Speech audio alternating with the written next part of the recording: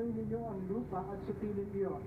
At magkaroon kayo ng kapamahalaan sa mga isda sa dagat, at sa mga lumilipad na nilalang sa langit, at sa bawat nilalang na buhay na gumagala sa ibabaw ng lupa.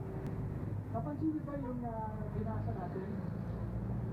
Hindi sinabi ng Diyos na Jehovah, kaya ganat kay Eva, magkaanak ka na.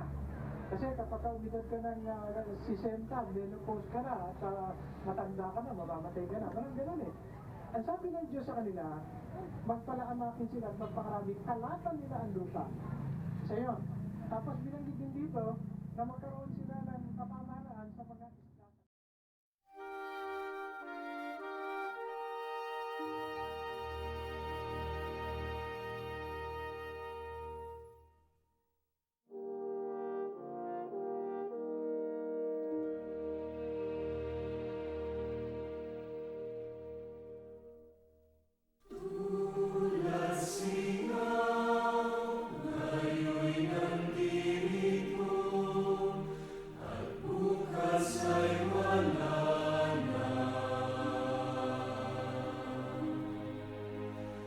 Love.